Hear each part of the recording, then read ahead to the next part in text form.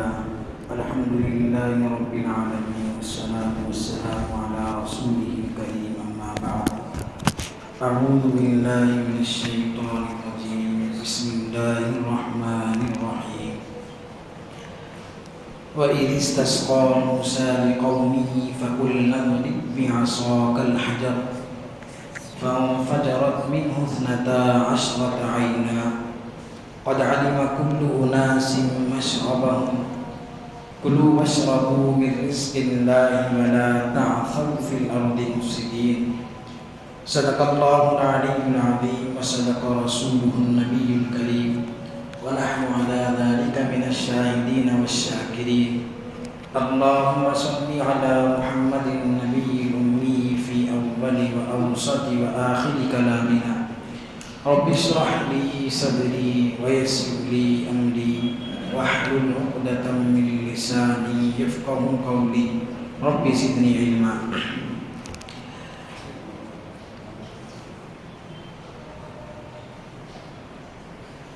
الحمدللہ سے درس قرآن کا سلسلہ جاری ہے. اللہ رب العزت استقامت نصیب فرمائے. سورہ بقرہ پارہ نمبر 1 6 رکوع مکمل ہو چکے ہیں. 7ویں رکوع کا آغاز ہو رہا ہے. تذکرہ چل رہا ہے بنی اسرائیل کا. حضرت یعقوب علیہ السلام کی اولاد جو صاحبزادے کہلاتے تھے. اللہ رب العزت کی بے شمار نعمتیں ان پر نازل ہوئی. ان کا تذکرہ اللہ رب العزت فرما رہے ہیں. جب فرعون اور اس کے لشکر سے نجات دینے کے بعد جب وہ لوگ ایک میدان میں پہنچے تو اللہ رب العزت کا حکم ہوا تھا کہ تم اپنے آبائی وطن وہاں جاؤ اور وہاں پر ایک قوم ہے عمالقہ نامی، اس قوم سے جہاد کرو اور اپنے آبائی وطن کو حاصل کرو. لیکن وہ وہاں پر جا کر پست ہمت ہو گئے اور وہاں سے لوٹ گئے اور لڑائی جھگڑا اور جہاد کرنے سے منع کر دیا. تو اس کے نتیجے میں اللہ رب العزت نے انہیں ایک میدان میں چھوڑ دیا جہاں پر بالکل آسمان کے نیچے ایک میدان میں کوئی چھت نہیں، کوئی سہولت نہیں، اور سزا کے طور پر اللہ رب العزت نے انہیں اس جگہ چھوڑ دیا. پھر اس کے بعد کھانے کے لیے کوئی سہولت نہیں تھی تو اللہ رب العزت نے ان کے لیے کھانے کا انتظام کیا من اور سلوہ کی شکل میں. آسمان سے من اور سلوہ، یہ لذیذ اور بہترین غذائیں اللہ رب العزت نے انہیں مہیا کی اور انہیں دی. اس کے بعد پانی کے لیے پھر انہوں نے موسیٰ علیہ السلام سے کہا کہ آپ اپنے پروردگار سے دعا کیجئے کہ وہ ہمارے لیے پینے کا انتظام کرے.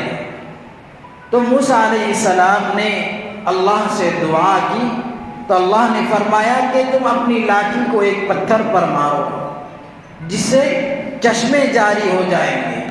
اسی کا تذکرہ اللہ رب العزت اس آیت میں فرماتے ہیں کہ وَإِذِ اسْتَسْقَىٰ مُوسَىٰ لِقَوْمِهِ، یاد کرو اس وقت کو جب موسیٰ نے اپنی قوم کے لیے پانی مانگا.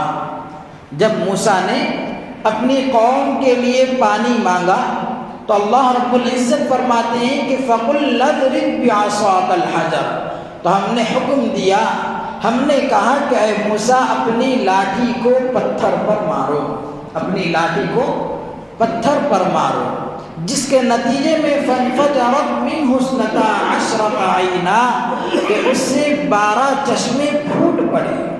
چونکہ بنی اسرائیل کے 12 قبیلے تھے. حضرت یعقوب علیہ السلام کی 12 اولاد تھی، انہی سے 12 نسلیں تھیں، 12 قبیلے تھے. تو ہر ایک کے لیے ایک ایک مشرب یعنی پانی پینے کی جگہ اللہ رب العزت نے اس کا انتظام کیا. فانفجرت منہ اثنتا عشرۃ عینا، اس سے 12 چشمے پھوٹ پڑے، قد علم کل اناس مشربہم، تو ہر ایک نے اپنے پانی پینے کی جگہ کو جان لیا، یعنی سب نے بانٹ لیا کہ یہ میرا حصہ ہے۔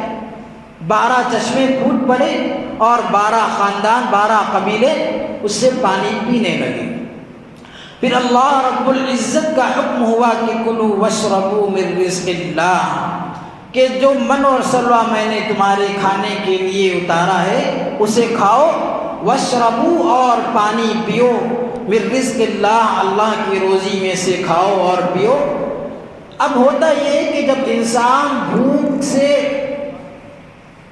کے بعد جب اسے کھانے کو کوئی چیز ملتی ہے، شکم سیر ہو جاتا ہے، پیٹ بھر جاتا ہے، تو ایک شرارت سوچتی ہے۔ پیٹ بھرا انسان خالی نہیں رہتا، کچھ نہ کچھ شرارت اسے سوچتی ہے۔ تو اللہ رب العزت نے فرمایا کہ کھاؤ اور پیو، لیکن وَلَا تَعْثَوْا فِي الْأَرْضِ مُفْسِدِينَ، زمین میں فساد مت پھیلاؤ، زمین میں شرارت مت کرو، زمین میں فساد مت پھیلاؤ۔ یہ اللہ رب العزت کا حکم ہوا۔ کھاتے رہے وہ من و سلوہ، پانی پیتے رہے، اپنا پیٹ بھرتے رہے، لیکن چونکہ شریر قوم تھی بنی اسرائیل، اللہ رب العزت کی بے شمار نعمتوں کے باوجود بھی اللہ کے احسانات کو بھول چکی تھی اور کچھ نہ کچھ شرارتیں وہ کیا کرتی تھی۔ اب وہ موسیٰ علیہ السلام سے کہنے لگے کہ اے موسیٰ، یہ کب تک کھائیں ہم یہ من اور سلوہ؟ ہم کھاتے کھاتے اکتا گئے ہیں، جی نہیں چاہتا، یہ کھانے کا جی نہیں چاہتا، ہم ترکاری بھی کھانا چاہتے ہیں، ککڑی اور دال پیاز، یہ چیزیں ہمیں کھانے کا من کر رہا ہے۔ من اور سلوہ کھاتے کھاتے ہماری طبیعت اکتا گئی ہے، اللہ سے کہو کہ اس کا بھی انتظام ہمارے لیے کرے، چونکہ یہ اللہ رب العزت کی طرف سے نازل کردہ نعمتیں تھیں، اللہ کی جانب سے بھیجی ہوئی روزی تھی، اس کا انہوں نے انکار کیا، یہ شرارت انہوں نے کی۔ کہنے لگے وَإِذْ قُلْتُمْ يَا مُوسَىٰ، اس وقت کو یاد کرو جب تم نے کہا اے موسیٰ لَن نَّصْبِرَ عَلَىٰ طَعَامٍ وَاحِدٍ، ہم ایک ہی کھانے پر ہرگز صبر نہیں کر سکتے، یہ بار بار من اور سلوہ ہمیں برداشت نہیں ہوتا، ہمیں صبر نہیں ہوتا۔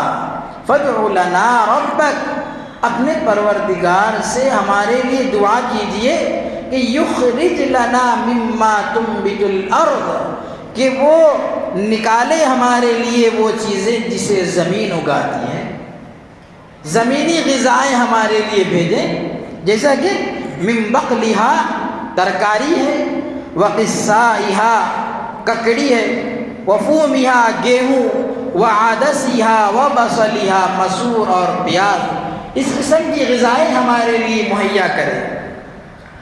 اب چونکہ یہ اللہ رب العزت کی نازل کردہ نعمتیں انہوں نے خود اپنے پیر پر کلہاڑی ماری۔ موسیٰ علیہ السلام نے کہا قال اتستبدلون الذی هو ادنی بالذی هو خیر، کیا تم بدلے میں لینا چاہتے ہو وہ چیز جو ادنا ہے، جو کم قسم کی ہے، اس چیز کے بدلے میں جو بہتر ہے؟ اللہ کی بھیجی ہوئی نعمتوں کے بدلے میں تم ان چیزوں کو لینا چاہتے ہو۔ اب لہذا پہلے بھی میں نے بتایا تھا کہ قرآن کریم کا ایک اسلوب ہے، اللہ رب العزت نے یہ جو واقعہ ہے یہ پہلے کا واقعہ ہے، بعد کی چیز کو اللہ نے پہلے نقل کیا، جو بعد میں ہونے والا تھا اسے اللہ نے پہلے نقل کیا، جو پہلے ہو چکا ہے اسے اللہ نے بعد میں نقل کیا۔ ابھی جب انہوں نے فرمائشیں کی تو اللہ رب العزت کی طرف سے حکم ہوا کہ ایک شہر میں جاؤ، ایک شہر میں جاؤ، وہاں پر تمہیں ہر قسم کی نعمتیں ملے گی، وہاں پر تمہیں ہر قسم کی نعمتیں ملے گی، لیکن اللہ رب العزت نے یہ بھی کہا تھا کہ جب اس شہر میں تم جاؤ تو اس دروازے میں داخل ہوتے وقت عاجزی اور اپنے گناہوں کا اعتراف کرتے ہوئے داخل ہو، توبہ کے الفاظ کہتے ہوئے داخل ہو، جس کا تذکرہ اوپر گزر چکا ہے۔ اللہ نے فرمایا تھا کہ وَإِذْ قُلْنَا ادْخُلُوا هَٰذِهِ الْقَرْيَةَ، ہم نے کہا کہ تم اس بستی میں داخل ہو جاؤ اور وہاں سے تم جو چاہو فراخ دلی کے ساتھ جتنا چاہو کھاؤ، لیکن شرط تھی کہ وَادْخُلُوا الْبَابَ سُجًّا، دروازے سے داخل ہو تو جھکتے ہوئے داخل ہو، عاجزی کے ساتھ داخل ہونا، وَقُولُوا حِطَّةٌ نَغْفِرْ لَكُمْ، اور توبہ کے الفاظ کہتے ہوئے داخل ہو، ہم تمہارے گناہوں کو بخش دیں گے۔ یہ اللہ نے انہیں حکم دیا تھا۔ وہی تذکرہ فرماتے اہبطوا مصرا فإن لكم ما سألتم، تم ایک شہر میں اترو، ایک شہر میں اترو، فإن لكم، کیونکہ تمہارے لیے وہاں پر وہ چیزیں ہیں جس کا تم نے مطالبہ کیا، اور شرط تھی کہ عاجزی کے ساتھ داخل ہونا، لیکن شرارت سوجی، انہیں شرارت سوجی، اور اللہ نے فرمایا کہ انہوں نے الفاظ بدل دیے، فبدل الذین ظلموا قولا غیرا، انہوں نے بدل دیا، ظالموں نے بدل دیا اس قول کو دوسرے قول سے جو ان نے کہا گیا تھا۔ یعنی اللہ نے کہا تھا کہ توبہ کے الفاظ، حطۃ ایک لفظ ہے جس کے معنی آتے ہیں توبہ ہے، یہ الفاظ کہتے ہوئے تم داخل ہو، انہوں نے حطۃ کہنے کے بجائے اس کو بدل دیا حنطۃ کے ذریعے سے۔ حنطۃ کے معنی گیہوں، تو اللہ نے توبہ کے الفاظ کہنے کے لیے کہا تھا اور وہ لوگ بدل کر کہنے لگے حنطۃ، گیہوں ہے، وہاں پر بھی شرارت انہوں نے کی تھی، جس کے نتیجے میں اللہ فرماتے ہیں کہ وَضُرِبَتْ عَلَيْهِمُ الذِّلَّةُ وَالْمَسْكَنَةُ، ان پر ذلت اور مسکنت ڈال دی گئی، ان پر ذلت اور مسکنت ڈال دی گئی، اور وَبَاءُوا بِغَضَبٍ مِّنَ اللَّهِ، اللہ کے غضب کے وہ مستحق ہوئے، وہ اللہ کے غضب کے ساتھ لوٹے۔ دیکھیے بنی اسرائیل ایسی قوم ہے جس نے اللہ کی بے شمار نعمتوں کے باوجود بھی شرارت سے کام لیا، جس کے نتیجے میں اللہ رب العزت نے ان پر قیامت تک کے لیے ذلت اور رسوائی کا استعمال مہر لگا دی، اور یہ قوم قیامت تک ہمیشہ ذلیل و خوار رہے گی، ہمیشہ ذلیل و خوار رہے گی۔ ایک جگہ اللہ رب العزت فرماتے ہیں وَضُرِبَتْ عَلَيْهِمُ الذِّلَّةُ وَالْمَسْكَنَةُ، وَضُرِبَتْ عَلَيْهِمُ الذِّلَّةُ أَيْنَمَا سُقِفُوا إِلَّا بِحَبْلٍ مِّنَ اللَّهِ وَحَبْلٍ مِّنَ النَّاسِ، یعنی انہیں بچنے کے دو راستے ہیں بس، وہ ذاتی طور پر اپنی کوئی حکومت قائم نہیں کر سکتے، ذاتی طور پر وہ محفوظ نہیں ہو سکتے، مگر اللہ کے سہارے سے، جیسا کہ اللہ رب العزت نے خود معمون کیا ہے بچوں کو، عورتوں کو، اور وہ لوگ جو مسلمانوں سے لڑائی جھگڑا نہیں کرتے انہیں تو اللہ نے محفوظ کر دیا۔ اس کے علاوہ جو بنی اسرائیل ہے، جو یہودی ہے، وہ ہمیشہ ذلیل و خوار رہیں گے۔ یا پھر انہیں بچاؤ کی دوسری شکل یہ بحبل من الناس، لوگوں سے معاہدہ کر لے، لوگوں سے معاہدہ کر لے، ناس کا لفظ عام ہے، چاہے مسلمان ہو، مسلمانوں سے معاہدہ کرے اور انہیں جزیہ دے کر رہے، اور ناس کے اندر غیر بھی داخل ہے، ان کے ساتھ بھی معاہدہ کر لے، تب وہ بچ سکتے ہیں اور محفوظ رہ سکتے ہیں۔ اب چونکہ بظاہر تو یہ سمجھ میں آتا ہے کہ چونکہ فلسطین پر ان کا غیر معمولی ظلم ہے، وہاں پر ان کی حکومت قائم ہے، یہ ان کی اپنی ذاتی حکومت نہیں ہے۔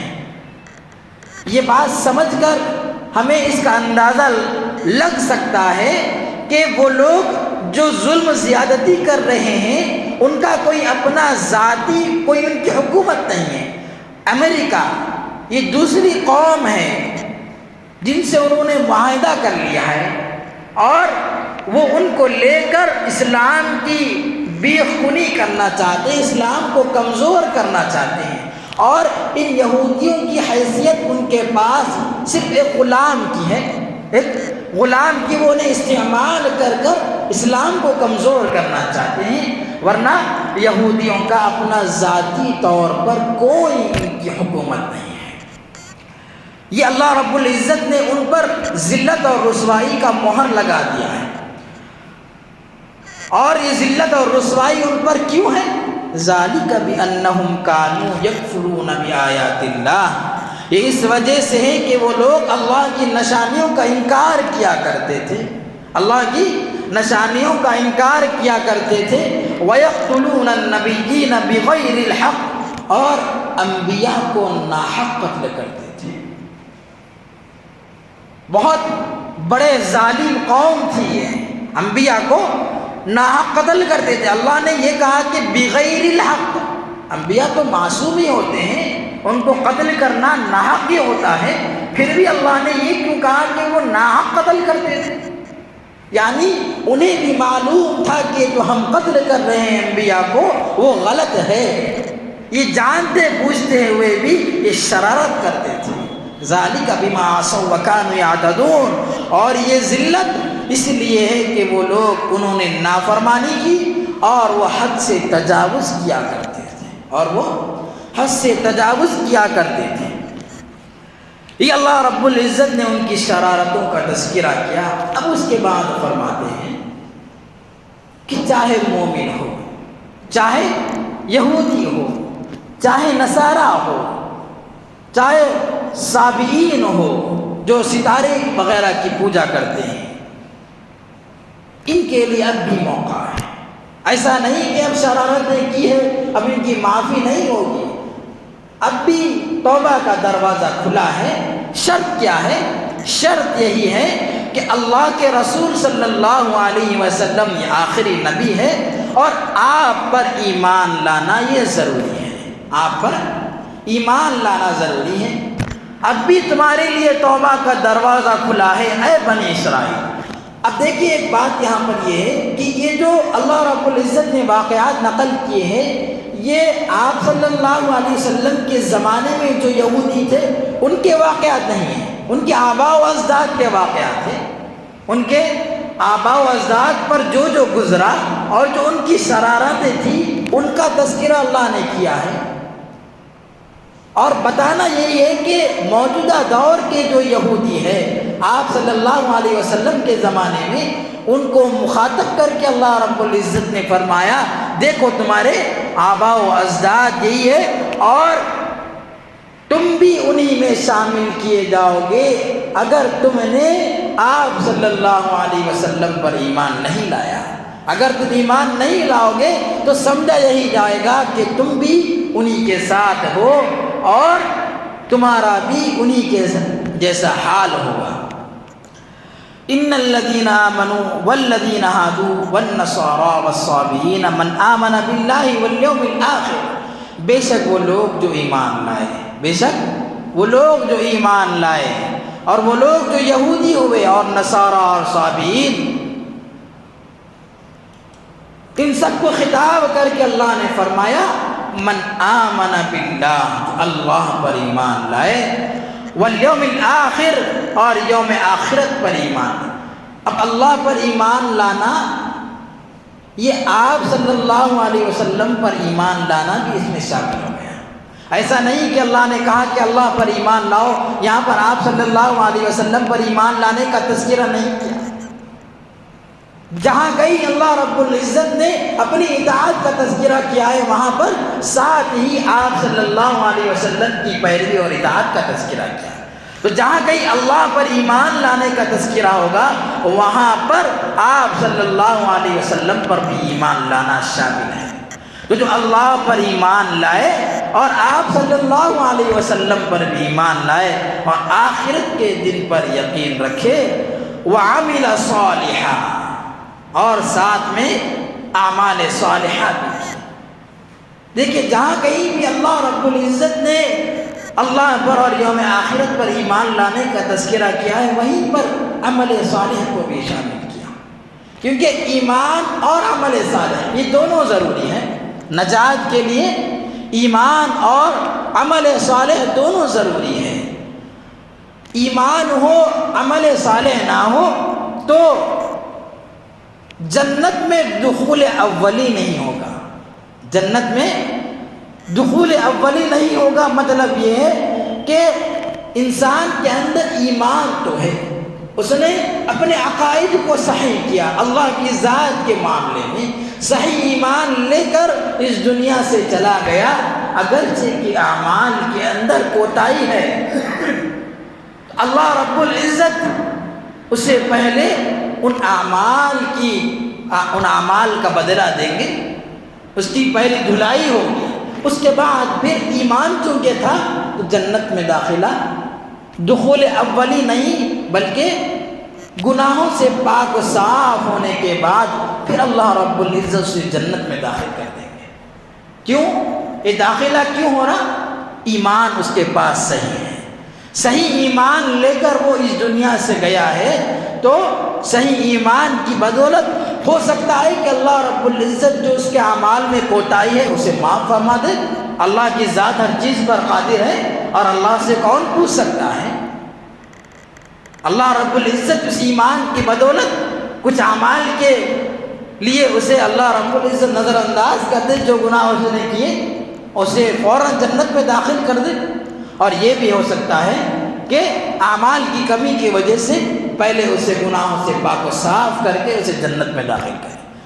اس کے برعکس، اس کے الٹا، جس کے پاس ایمان ہی صحیح نہیں ہے، جس کے پاس ایمان ہی صحیح نہیں ہے، اعمال کا ڈھیر ہے، تو جنت میں داخلہ ہی نہیں، جنت میں داخلہ ہی نہیں ہے، کیونکہ ایک ایمان ہی ہے جو آپ کو جنت میں داخل کر سکتا ہے۔ صحیح ایمان یہ اللہ رب العزت کی بہت بڑی دولت ہے۔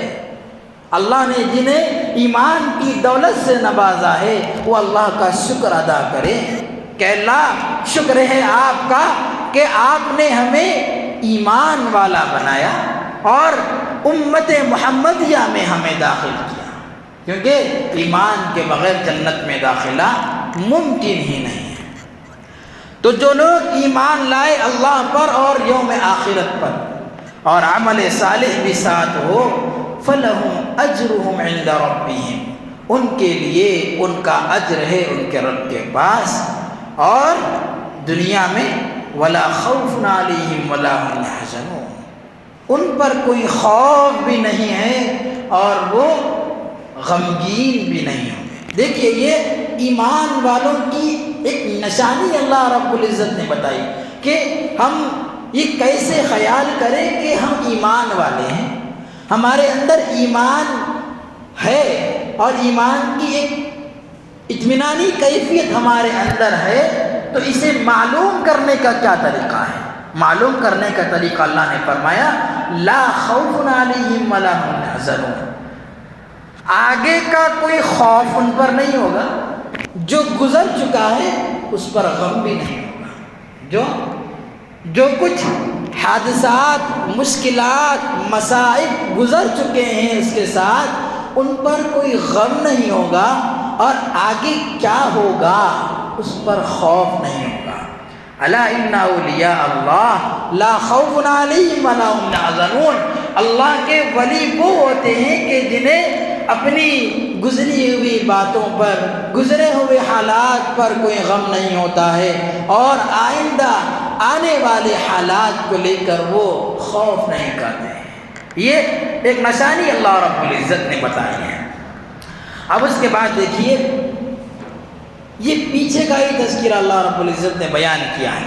جب موسیٰ علیہ السلام کوہ طور سے اپنی قوم کے پاس آئے، اللہ رب العزت نے آپ کو کتاب دی تورات، جب وہ اس کتاب کو لے کر اپنے قوم کے پاس آئے تو قوم کیا کہنے لگی کہ آپ ہم سے غائب تھے، ہمارے درمیان سے آپ غائب تھے 40 دن کے لیے، ہو سکتا ہے کہ ان 40 دن اور 40 رات میں بیٹھ کر آپ نے خود کتاب لکھ دی. اتنی شریر قوم تھی، اتنی شریر قوم تھی، کہنے لگی کہ آپ ہی لکھ کر ہمارے سامنے لے کر آئے اور کہہ رہے کہ اللہ کی طرف سے یہ تمہارے لیے ہدایت نامہ ہے، ایک زندگی کا ایک دستور حیات ہے تمہارے لیے، اس کے اندر اللہ رب العزت نے ہدایتیں بھیجی ہے، خود اپنی طرف سے لکھ کر ہمارے سامنے پیش کر رہے ہو. اگر واقعتاً یہ اللہ کی طرف سے اتاری ہوئی کتاب ہے تو ذرا ہمیں بھی اللہ رب العزت سے کہلوا دو. اللہ اگر یہ کہہ دے کہ ہاں بھائی میں نے موسیٰ کو یہ کتاب دی ہے تو ہم یقین کریں گے. تو چونکہ موسیٰ علیہ السلام اس کے بعد اپنی قوم میں سے 70 لوگوں کو منتخب کر کے کوہ طور پر آپ لے گئے. وہاں پر اللہ رب العزت کی طرف سے آواز بھی آئی، اللہ کی طرف سے اعلان بھی ہوا. جب اللہ کی طرف سے آواز بھی آ گئی تو پھر کہنے لگے کہ آواز تو آئی لیکن آواز کس کی تھی وہ معلوم نہیں. آواز کس کی تھی؟ ذرا روبرو دیکھ لے تو اطمینان ہو جائے گا کہنے والا کون ہے، اسے ہم سامنے سے دیکھ لیں تو اور اطمینان ہو جائے گا. یہ بڑی بات انہوں نے کر دی تھی، یہ بڑی بات انہوں نے کر دی تھی، جس کے نتیجے میں اللہ رب العزت نے انہیں اسی وقت موت دے دی تھی. ایک بجلی کی کڑک کے ذریعے سے اللہ رب العزت نے ان سب کو مار دیا، ختم کر دیا. اب یہاں پر ان کا خاتمہ ہو گیا. پریشان موسیٰ علیہ السلام ہیں، گھبرا گئے، پریشان ہو گئے کہ کہنے لگے کہ اللہ اپنی قوم کے پاس جاؤں گا تو کہنے لگے گی کہ وہاں پر لے جا کر ان کا کام کر دیے، وہاں پر لے جا کر ان کا کام کر دیے. اب میں کیا جواب دوں گا اپنی قوم کو میرے اللہ؟ تو موسیٰ علیہ السلام کی اس بے چینی کی کیفیت دیکھ کر پھر اللہ نے انہیں دوبارہ زندہ کیا، انہیں دوبارہ زندہ کیا. اب جب وہ لوگ دوبارہ اٹھ کر زندہ ہو گئے، اب پھر اپنی قوم کے پاس جب آ گئے تو اب سارا ماجرا تو انہوں نے دیکھ لیا، حقیقت کیا ہے سب دیکھنے کے بعد جب قوم کے پاس آئے، قوم نے پوچھا بھائی کیا ہے، آپ گئے تھے، آپ لوگ موسیٰ علیہ السلام کے ساتھ گئے تھے، کیا آپ نے آواز سنی اللہ کی، ہمیں بتائیے. تو اب وہ جھوٹ موٹ کہنے لگے اپنے قوم کے سامنے، غلط بیانی کرنے لگے، جس کے نتیجے میں اللہ کا غصہ مزید بڑھا. اللہ نے فرشتوں کو حکم دیا کہ طور پہاڑ کا ایک ٹکڑا ان کے سروں پر معلق کر دو، ان کے سروں پر لٹکا دو. تذکرہ فرماتے ہیں وَإِذْ أَخَذْنَا مِيثَاقَكُمْ وَرَفَعْنَا فَوْقَكُمُ الطُّورَ. یاد کرو اس وقت کو جب ہم نے تم سے وعدہ لیا، جب ہم نے میثاق لیا. دیکھیے ایک ہوتا ہے عہد، ایک ہوتا ہے عہد اور ایک ہوتا ہے میثاق. عہد کے اندر دو لوگوں میں معاہدہ ہوتا ہے، دو لوگوں میں معاہدہ ہوتا ہے بس. لیکن میثاق اس سے بڑھ کی چیز ہے، اس کے اندر تاکید ہوتی ہے، اس کے اندر تاکید ہوتی ہے، زور ہوتا ہے کہ قسمیں لی جاتی ہیں. یہ معاہدہ عہد سے بڑھ کے چیز ہے، یعنی دلائل کے ذریعے سے وہ چیز پکی ہو جاتی ہے، قسم کے ذریعے سے وہ چیز پکی ہو جاتی ہے. تو چونکہ ایسا نہیں کہ وہ لوگ موسیٰ علیہ السلام کے فوراً بولتے ہی مان گئے تھے، انہوں نے دلیل مانگی تھی کہ اللہ سے کہلواؤ، اللہ سے کہلواؤ. تو یہ دلیل کے اس لیے اللہ نے استعمال کیا میثاق. جب ہم نے تم سے میثاق لیا، پکا ایک عہد لیا، تو تم نے کیا کیا؟ شرارت کی، اپنی قوم کے پاس جا کر غلط بیانی کی، جس کے نتیجے میں اللہ فرماتے ہیں وَرَفَعْنَا فَوْقَكُمُ الطُّورَ. ہم نے تمہارے اوپر طور پہاڑ کو تمہارے سروں پر لا کھڑا کر دیا. اب ہے زبردستی. اب اگر غلط جملہ اپنی زبان سے نکالو گے تو فوراً پہاڑ گرے گا، خذوا ما آتیناکم بقوہ، ہم نے حکم دیا کہ مضبوطی سے پکڑو، بقوہ مضبوطی سے پکڑو، جھوٹی بات غلط بیانی سے پیش نہیں آنا، مضبوطی سے تھامو اس چیز کو جو ہم نے تمہیں دیا ہے، وَاذْكُرُوا مَا فِيهِ لَعَلَّكُمْ تَتَّقُونَ، اور تم یاد کرو، تم نصیحت حاصل کرو، تم ذکر کرو اس چیز کا جو اس میں ہے، تاکہ تم تقوی اختیار کرو۔ اب اس میں ایک سمجھنے کی بات یہ ہے، ایک سوال بھی یہ قائم ہوتا ہے، اللہ نے کہا خذوا ما آتیناکم، اور سروں پر پہاڑ کو معلق کر کے کہا کہ ماننا ضروری ہے، یہ تو زبردستی کا ہو گیا۔ سوال یہی ہوتا کہ زبردستی کسی کو اسلام میں داخل کرنا نہیں ہے، اللہ نے خود کہا لا اکراہ فی الدین، دین میں کوئی زبردستی نہیں ہے، پھر یہاں پر زبردستی کیوں کی جا رہی؟ سوال قائم ہو رہا نہیں ہو رہا؟ اللہ نے خود کہا اپنے پاک کلام میں لا اکراہ فی الدین، کہ دین میں کوئی زبردستی نہیں ہے، پھر اللہ نے یہ کہا کہ ہم نے تمہارے سروں پر طور پہاڑ کو معلق کیا، پھر اللہ کا حکم ہوا کہ خذوا ما آتیناکم، مانتے یا نہیں مانتے؟ ماننا ضروری ہے۔ اس کا جواب یہی ہے کہ دیکھیے، ایک ہوتا ہے اسلام میں کسی کو داخل کرنے کے لیے زبردستی کرنا، اسلام میں کسی کو داخل کرنے کے لیے زبردستی کرنا، اور ایک ہوتا ہے اسلام میں آنے کے بعد جو اسلام سے پھر جائے اسے اسلام پر لانے کے لیے زبردستی کرنا۔ اسلام میں داخل کرنے کے لیے زبردستی کرنا، اس میں تو لا اکراہ فی الدین، کسی غیر کو آپ زبردستی اسلام میں تلوار کی نوک لگا کر اسلام میں داخل نہیں کر سکتے، لیکن جو اسلام میں رہتے ہوئے اسلام سے پھر جائے، مرتد ہو جائے، تو اسے اسلام میں زبردستی لایا جا سکتا ہے۔ اس لیے کفر کی سزا قتل نہیں ہے، مرتد کی سزا قتل ہے۔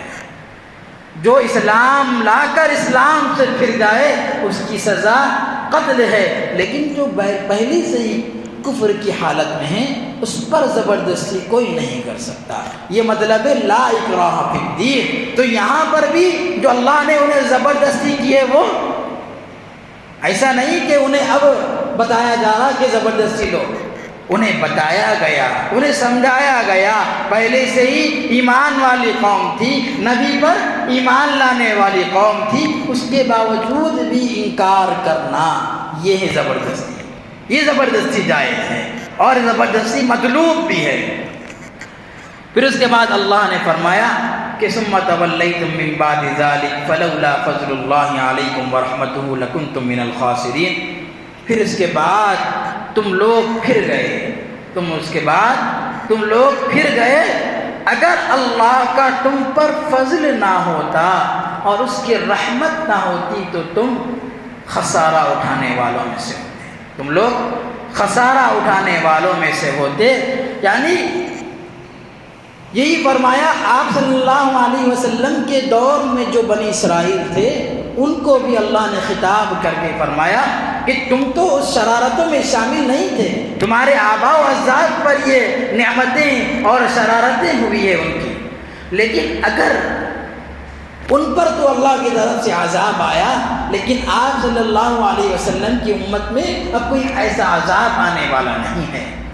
اگر یہ اللہ کا فضل تم پر نہ ہوتا، اے موجودہ دور کے یہودیوں، اے موجودہ دور کے بنی اسرائیل، اگر یہ عذاب نازل کرنا، اللہ نے آپ صلی اللہ علیہ وسلم کی امت میں گزشتہ امتوں کی طرح عذابوں کا سلسلہ ختم کر دیا، جو گزشتہ امتوں میں عذابیں نازل ہوتی تھی، آپ کی امت میں یہ سلسلہ اللہ نے ختم کر دیا۔ اسی کو فرمایا کہ یہ عذابوں کا سلسلہ روک کر یہ اللہ کا فضل اور اس کی رحمت نہ ہوتی تم پر تو تم بھی انہی میں شمار ہو جاتے، تم بھی خسارہ اٹھانے والوں میں سے